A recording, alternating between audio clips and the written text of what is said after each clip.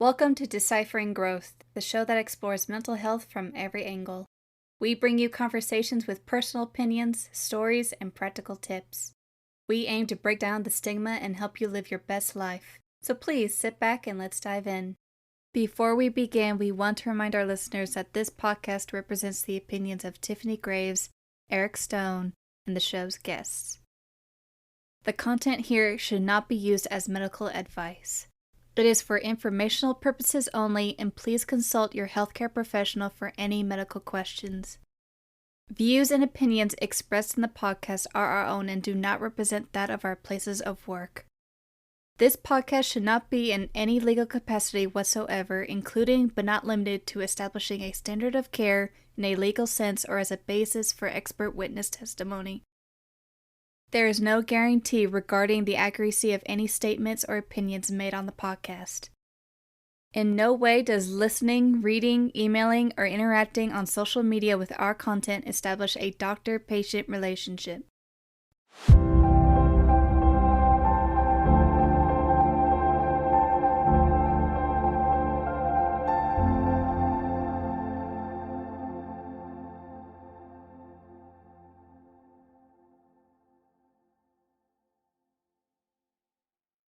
So today we come together after the holiday crazy to talk a little bit about ADHD.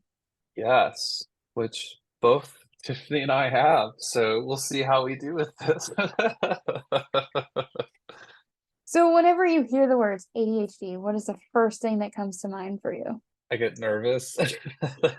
No, if it's in a personal setting, I'm nervous because I feel like I'm in the photo and about where it's going to go. If it's with a client, I get excited because I really do love doing that work with them. How about you, Tiffany?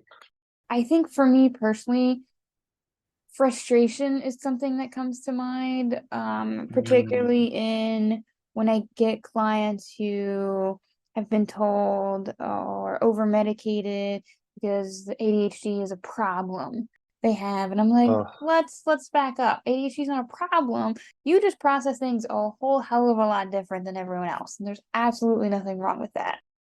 it does seem like we're just not, I don't know. I feel like there's a spectrum here of like folks who didn't know they had ADHD and then they learned ways of adapting and managing it and getting to adulthood, and then being like, oh my gosh, like that's so surprising. And then there's the folks that have maybe like always known that they have it and have maybe had treatment options. And but I think what you're speaking to, Tiffany, is there are some folks that had this caught early, but that actually wasn't as helpful because they were overly medicated or had a very like disempowering therapy experience would be the way I could summarize it. What would you add? Yeah, yeah. Um, what would I add? That's a good question. I think a lot of the times I get individuals, um, I think the biggest thing, I'm trying to figure out how to put it into words, is just like a person who comes in and they're like, I have ADHD, I'm on medications, I still can't focus, I still can't do anything. Like, Mm, what the fuck is wrong with me? I need you to like fix me. I need you to help me like deal with mm, this. Like, this is crazy. And like there's a lot of self-blame of like I just can't do anything because like mm. doing all the things.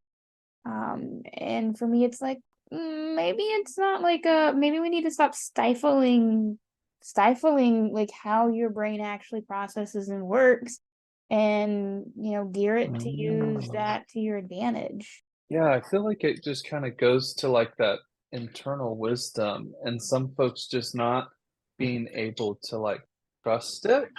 Like where it's like almost this, oh yeah, that's great. That's how you kind of process stuff, but that's the wrong way. Like it's the wrong way to handle something, the wrong way to achieve something. And so like when we talk about ADHD, it's like we're on that neurodiverse spectrum somewhere, all of us are, and then ADHD would be a piece of it. So like even just Tiffany and I may both have ADHD, but we also both don't do everything the same. And that could be true for you listening. You may not be the way we present ourselves, and that's okay. Uh, I do think there's just a lot of different things, but I do think some folks, this may sound strange to say, but one of the things I've encountered is sometimes people who catch it earlier aren't always more successful because it's like I think it can create some other issues with the way ADHD was air quotes treated or approached back maybe when like you and I were growing up, Tiffany, versus how it is today. I because I don't want to stigmatize this and say don't go to therapy as a kid because it's not like we all need support and resources, but I think the old way of how ADHD is approached, sometimes it wasn't as helpful back in the day versus how it is, I think, maybe now. And back in the day, I mean like 20 years ago, just to be specific. Crazy to think that it's like so far away, but like so close. It is. I mean, I can think of I can think of just faces, and I'll keep it very zoomed out. But I can think of some of my clients that you know they were so overly medicated they didn't get the chance to develop other ways of dealing with it. And then when they got into adulthood and they wanted to change it for different reasons or symptoms, that was really difficult for them because they had had this almost not their entire life, but most of their life they've had this you know piece. And medications are a beautiful, beautiful thing for a lot of people. It's just, you know, there's this balance of other things sometimes that we have to look at that whole perspective and definitely would do that with your doctor, your prescriber, and a therapist, not just, you know, listening to this podcast and decide to do something. Yeah. So as we're diving into this topic, how would you define for our listeners what ADHD is? I know what the DSM says, and I think that that is a good place to frame it. I think, and it's important to frame it this way. I'm not trying to sidestep your question. I love the age we are in where I can get any information at my fingertips and I can have social support in 5 minutes or less. I can have a call, I can have a video, I can have a support to deal with a craving to drink or a panic attack. And I think that is a beautiful, beautiful thing. But I have to frame it this way. One of the things that I think is challenging is you could also go online and find support that you have any disorder that you would like to find support for online. And that can be very validating. Like we've said, some folks have not been diagnosed, but I think uh, folks, I think just even like myself, have this temptation we're used to deciding for ourselves what that definition is. And so I think even I want to hold myself accountable to not give something that is not framed that way because I think that is so much a part of the problem is a lot of people are like, oh, I'm on this somewhere type thing. Yeah, as you're talking about it, one of the things that came to mind for me whenever I think about defining ADHD is just the endless amounts of TikToks and how TikTok has erroneously and correctly like identified some symptoms aspect of ADHD.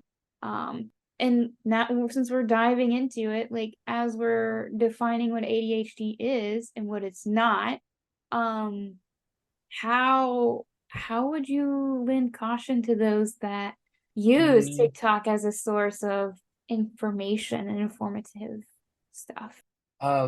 I'm having this like mental image of like a meal, and I almost feel like TikToks are like a tasting of something, like a tasting of a dish. And like when I say this, I mean like a tasting of what it would be like to maybe explore this in a therapy session or with a doctor or doing an Mhm. assessment. And that feels so validating and affirming to feel like I have um, like a space and there's a spot at the table for me.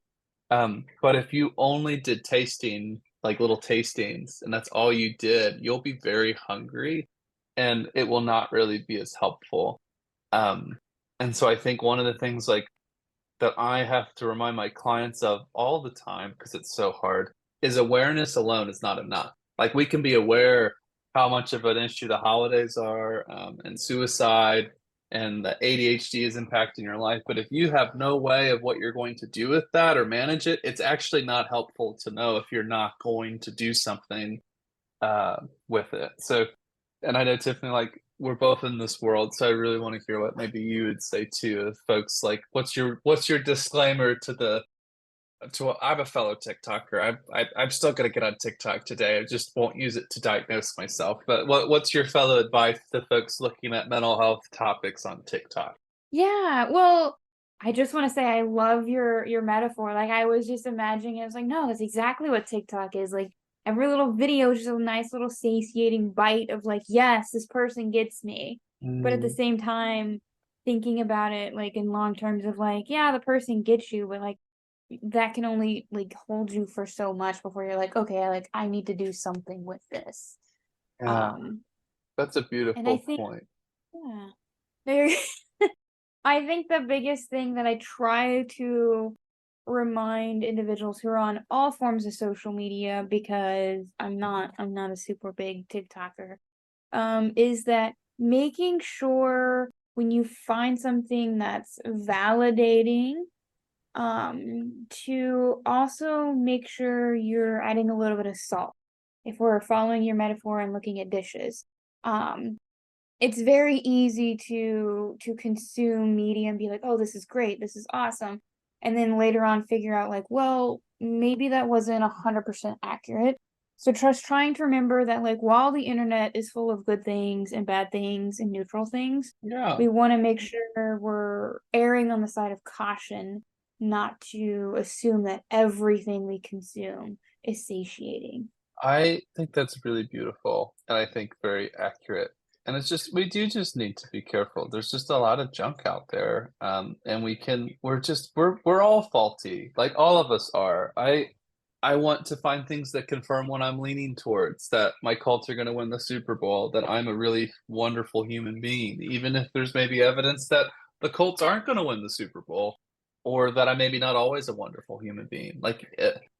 So I think it's just something like I think it comes up a lot with this, not just because of my algorithm or our clients' algorithms, but there's just so much out there. And so I just really throw this out that like we all may see traits or tendencies in any of the mental health diagnoses. That does not mean that we have them.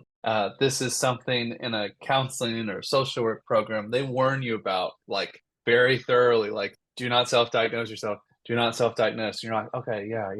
Like I got it. Like what idiot's doing that? And then you start reading, and you're like, oh my god, I think I got 8 of these. And sometimes maybe you do, like you could have some, but very often it's just we're all seeing ourselves in things, which is a part of the human experience. And so definitely not saying, hey, don't have empathy while you're listening to this podcast, but please don't hear that maybe you get distracted sometimes and think that's what it means to have ADHD and you have ADHD. Like that's not what this is about today.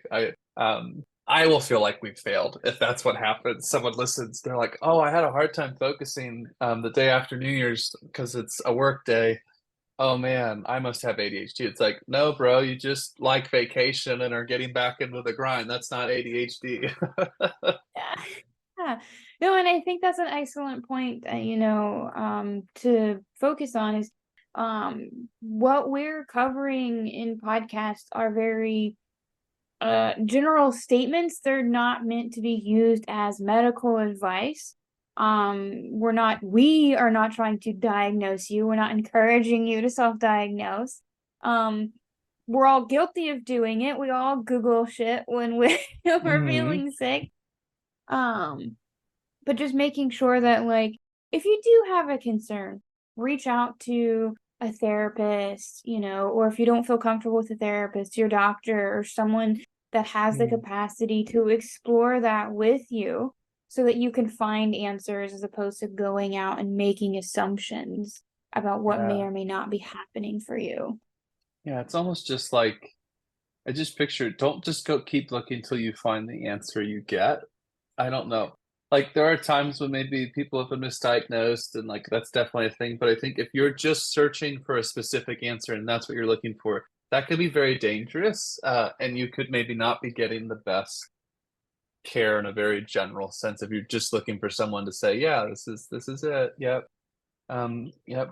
Swipe here, please. So I just really encourage caution just because I think um, we all need things. And I could see if you're feeling very lonely or desperate for a solution, how this could maybe be a problem. Like, I need this diagnosis. I need to figure this out. Um, so What would you say is the biggest myth, Tiffany, on ADHD? Like living with ADHD, what clients are coming in with, like when they have ADHD, but a myth that they think about this? Ooh, I don't know if this would run true for all of the individuals I've encountered that have ADHD, but I think one that I commonly comes to mind for me is that if you have ADHD, you're unproductive. Um, Wow. Yeah. Like you're gonna be less of a quality worker because you have ADHD. yeah, and that's bullshit. Like, there Yeah. are so many individuals that have ADHD, they're on the ADHD spectrum, and they crush it more so than like some of us sometimes we're not crushing it. Yeah, it's a different way of approaching the world and challenges and different stimulus with a different maybe response. I think just I realize I sidestepped your question and I feel like I'm gonna get a message and I'd be like, hey, you never answered the question. But we would define ADHD with the DSM-5, which is inattention, 6 or more symptoms of inattention for children up to age 16, or 5 or more for adolescents age 17 and older. Adult symptoms of inattention have to be present for at least 6 months. I won't just read the whole DSM because you can probably Google. The other symptoms are hyperactivity and impulsivity, 6 or more symptoms of hyperinactivity, impulsivity for children up to age 16, 5 or more for adolescents age 17 and older, and adults, again, present for at least 6 months. So there are different presentations, but typically those that they're in that range: hyperactivity, impulsivity, and attention. Uh, so I think that's important just to know how we're defining it, because that's where I think some TikToks are just ridiculously stupid, but they sound so good on the surface. It's like, hey, if you're someone that gets confused and forgets, you probably have ADHD. And it sometimes it literally said that way. I know we can be clever with memes, and it's I think very misleading and just not helpful because it's like you could just have had a lot of stress going on, or you just forgot. Like we all probably do certain things, but that doesn't mean that we have a full blown diagnosis of ADHD. Yeah. Or something else that came to mind, like when you were talking about that TikTok message of like you could be stuck in a trauma state. Individuals that have trauma have memory and concentration issues. People with anxiety have memory and concentration issues. It could just be so much complexities that are happening if you're constantly Uh, forgetting things. It does remind me a lot of the trauma conversations we've been having, because I do think you could have a trigger and people are like, well, I think I have PTSD because I have triggers sometimes and it's a hard time and I miss people I've lost, which that is super important and relevant. And also doesn't mean necessarily you have PTSD. Those could be parts of something that leads to PTSD.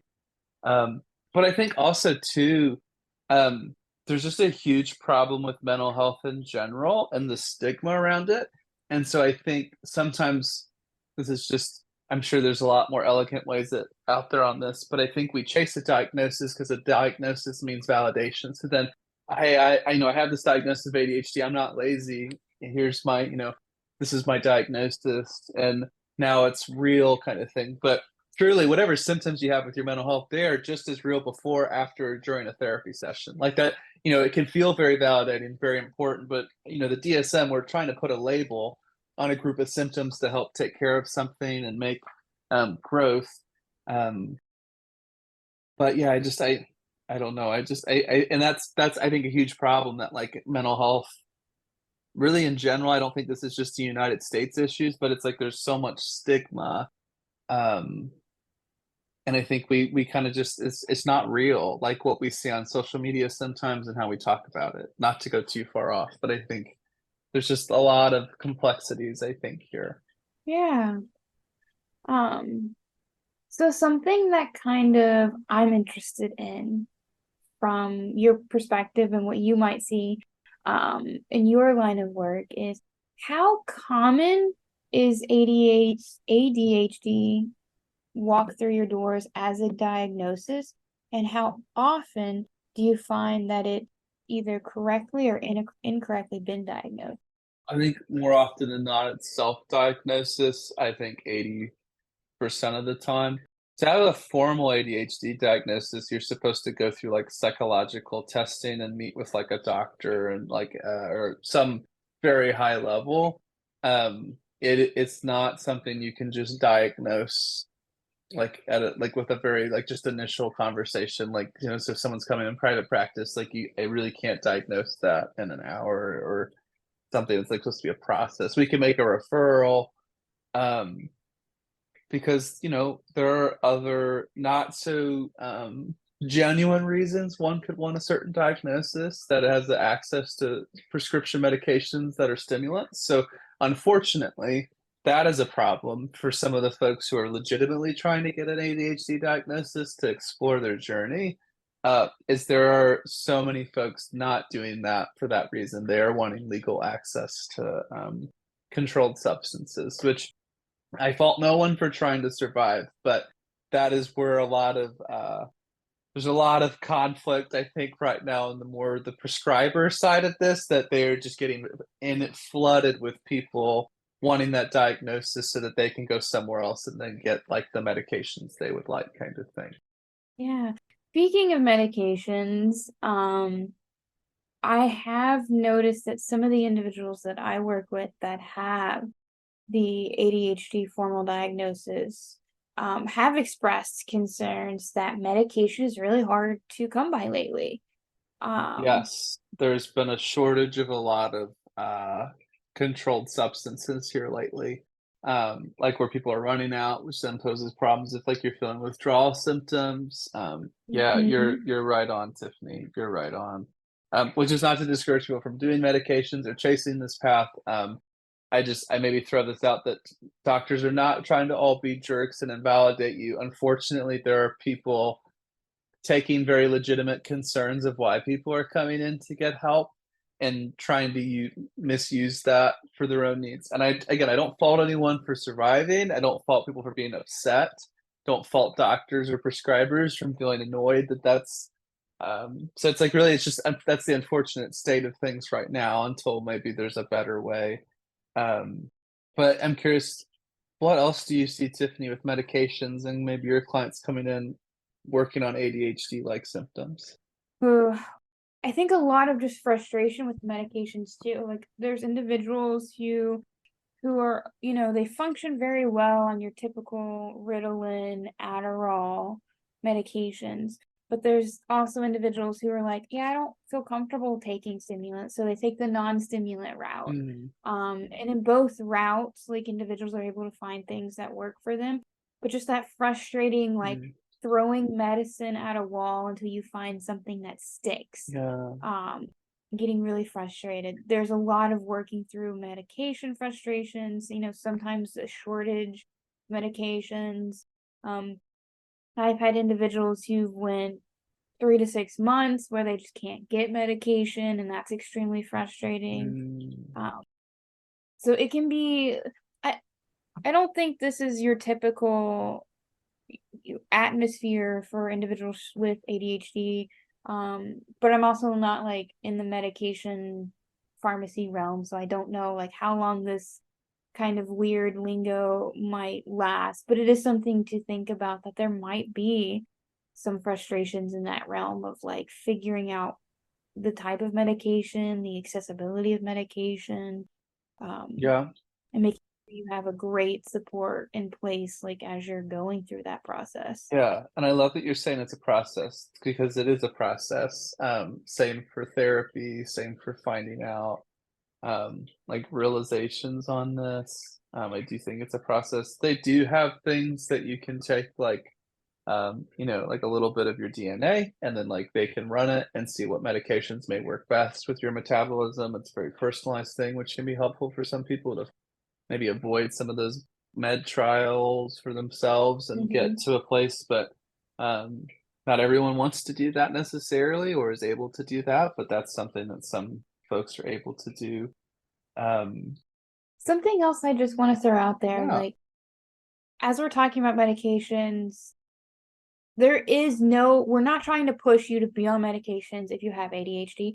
There are individuals who are able to manage their ADHD while unmedicated.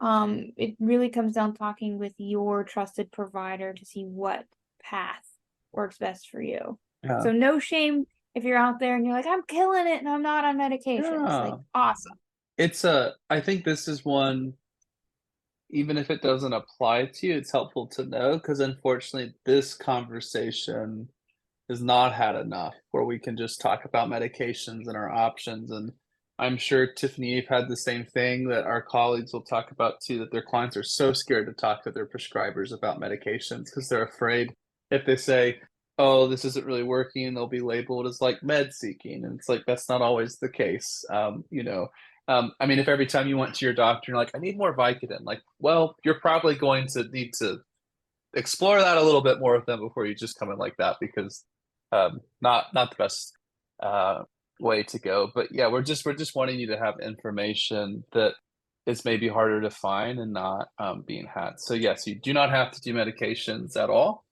It's just at a certain level, most folks do use medications if it's really impacting their day-to-day life, which is why we are taking as much time as we can within our scope to just talk about the information we have seen with our clients.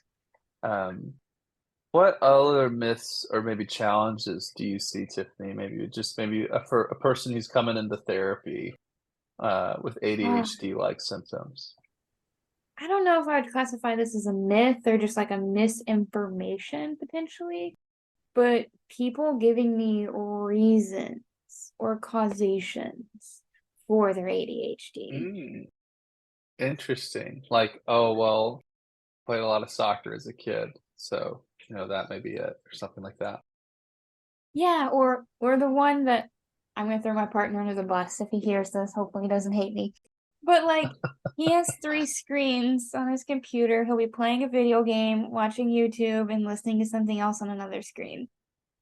And when he's not doing all of that at one time, he's like, I have ADHD, I can't focus. And I'm like, listening and overstimulating your brain does not cause ADHD. Your Well, brain is just using way too much stimulation at the same time. I feel called out, even though you're talking about someone else. I'm like, seems like maybe it's time for me to go. No, I'm just kidding.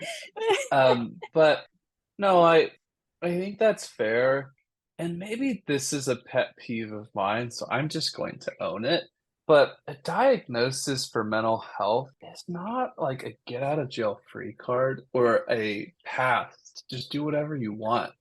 And if you want to do things to yourself, like that's your business, and I'm not trying to tell you how to live your life, but like if you show up to Target and someone is being a little loud and it's a normal hours, like I'm just, that's not maybe their problem, if they're not intentionally trying to hurt you type thing. And so this is where I think that we've gone, I don't know, I just think it's a very interesting moment in time where it's like, oh, it's everyone else's fault. It's like, well, unfortunately, like we have the world and there's all types of things. I know some stores do have the more like sensitivity hours where you can go and it's just like quiet, like lights are dim. And that's great. Maybe that's an option to take. But I think we should all be as inclusive as we can. I just think sometimes we take this too far. So, for example, like you're justified to not that you've done this, but like I'm justified to flip out on my partner because I got overstimulated. And because I'm overstimulated, I can say, do, or be whatever I want to be because, hey, I have this diagnosis. It's like, that's not how life works. I don't get to do that.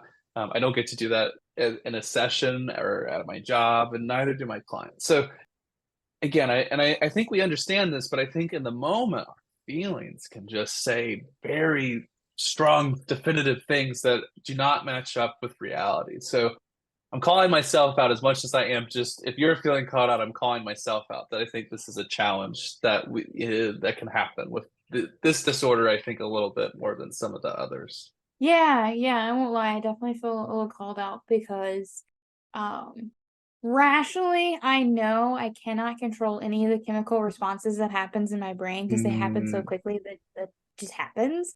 But at the same time, I'm sitting here going, there are plenty of times when I've inappropriately just been like, I'm angry and I'm allowed to be angry.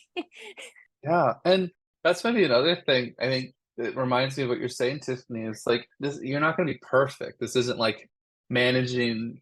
This is not, hey, you never get overstimulated, you never make a mistake. It's just you can be more aware and kinder to yourself to be maybe a more successful version of what you're shooting for with the goals you have, whatever however you would as a person uh define that as.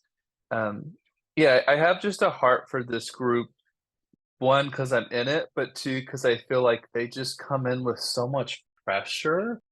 Like I think you've said, Tiffany, like the reason, or like this, just like, oh, it's like once they're able to get some of this tools and therapy, the space to just kind of learn their nervous system and what it looks like for them, man, it's just they can make such progress very quickly. This isn't like a 10 years of therapy thing. This is like a 4 to 6 sessions. You can see people really kind of maybe have some new insight or some growth on some of this. Yeah. So kind of to like maybe answer any lingering questions that we have about what causes ADHD, research hasn't actually been able to nail down a specific cause. It appears to be a combination of causes, including genetics, environmental influences, other things such as gender, family history, prenatal risk, physical differences in the brain can be involved. Like, there's a lot of things that could contribute to an individual having ADHD, but as of now, there is no very specific nailed down reason Mm, for what's causing that. yeah. And I do think that's important to understand at a zoomed out level. I think I feel for the folks that are in it. And it's like, that's good to know, but it's like, what do I do to get through the day? Or what do I do to stop flipping out on my kids? Or, how do I like stay calm? And so um, this is just a shameless plug, like, there is hope. There is hope in therapy. There could be hope in you doing like ways of letting out the energy or finding the way that works best for you and your schedule and your body. But I would just say don't give up, just because you maybe have not found the way of managing it. I would not throw in the towel and say that like there's no way this can get better. Like it's just you've probably not found the right recipe to managing what maybe your situation is. Yeah. And also, like, my hopes for like helping individuals recognize like they're like isn't a necessary place to like place blame. But just because there's not one thing that you can blame, recognizing that, like, it's not necessarily something that you have to blame someone for or something for. Like, you're just something somewhere went different and you process differently, which just makes you unique in your own way. Yeah, I think it's a journey. Uh, it's a spectrum, and so I would just really encourage kindness for yourself as you explore this space. I think my therapist friends and colleagues would want, if you're a person that's maybe not in therapy or thinking about therapy, is like, just reach out. There's no shame in being a teenager, an adult, someone that's done therapy before and it didn't work, or you did it as a kid, and things are like, there's no shame. Like, there's no shame in finding the right fit. Um, for yourself. And it was, I think, still is the case, very misdiagnosed and underdiagnosed in women. And so there's just a huge shortage of, there's this huge problem of folks that like showed up the same way. And if you happen to be male, you get the diagnosis. If you're female, it's like, oh, that's kind of a problem that we probably could go very more into, but just yeah, just being kind to yourself. There could be lots of reasons maybe you haven't formally found out. Um, but it's okay to start wherever you're at on that journey. Yeah. And something else to kind of like throw out there for people to chew on and to think about. When you have untreated, undiagnosed ADHD symptoms, Mm, it can cause a lot of differing effects, such as school struggles, trouble within friendships, mm, um, your relationship between parent and child can become strained. I've encountered mm, parents that blame themselves because they can't effectively communicate with their child. And it's like it's not necessarily your fault, but they're processing things differently. We have to take a different approach. So sometimes, when you're dealing with something and we don't really have a name for it, but like it's impacting multiple aspects of your life, whether it be ADHD or not, it's important to take some time and reflect of like, this aspect, this aspect, this aspect I'm struggling in. Like, is it really just me, or is it something bigger that I just don't have a handle on? That's really profound. I had this really powerful memory of always feeling like an idiot when it came to school. And I mean, like, that's not a kind word, but like, that's how I felt. I was like, I can't study. I don't like, I'm my brain is turning blank. And like my therapist, as I was the therapist when I was in therapy doing this, they're like, you're not stupid. You're overstimulated. So of course you're not functioning with your full brain. And some of you may be listening, like, that is the most basic thing someone could say. But when I tell you that that was completely life-shattering, changing for me to hear that, that's what I picture for maybe some of our. I mean, that'd be great if I could impact every client in that way. But just that's what I picture. Like, just you may know this stuff, but to have that space where it just hits different, I guess. When you're working with someone and have it, and so that would be my hope, that hopefully someone could maybe have their own kind of breakthrough or insight, maybe in their own therapy session, just to kind of move forward, or that you find that growth in whichever way that would help you, because not everyone's going to come to therapy. Yeah. And to play off the complete opposite of your experience, something that I learned through personal growth therapy is that I have a problem with sitting like in the silence. Like, my brain is like, nope, we're not going to do this. Like, we're going to, like, my brain doesn't like silence. And like, for me, that was figuring out like, oh, like you're avoiding a lot of things that your brain probably wants to be processing. So like, your brain does a lot of weird things to cope with whatever it's processing through. So like, as I was hearing you talk about it, I was like, I can see this happening, but I kind of see the opposite happening of where I'm like, oh, like I want to read, and my brain's like, not reading. We're gonna think about all these past things that you don't want to think about because it's a quiet moment. Oh, sorry. I was like, sure, my therapist didn't call you. No, I was just like, wow, this is hitting. Which reminds me of one of the worst TikToks I've ever seen for mental health advice. And maybe we close on this, I don't know, but it was, if you have, if you like to go to bed with the TV on, you probably have disassociation symptoms. And it's like, or or you could have ADHD and want something to calm down to. It's like, it was so definitive. I promise. I should say that it was that definitive. It was like, if you ever watch TV to go to bed, I was like, it was like one of those bad infomercials, like thing. I shouldn't laugh. I mean, I thought it was funny. Like, I'm not meaning to say one, but like, to me, that killed me. I was like, that is a very definitive statement for anyone that's on TikTok just that finds this video. Oh my God. What a time. Just a friendly reminder that bad information does exist out there in the world, guys. It does. Hopefully it's not this podcast, but but I know I'm just teasing. Hopefully, I think someone would tell us beforehand. But we're really excited. We're recording this in 2024, so we're kind of excited that we have some themes for this year. We have some topics we're going to really try to shoot to get into.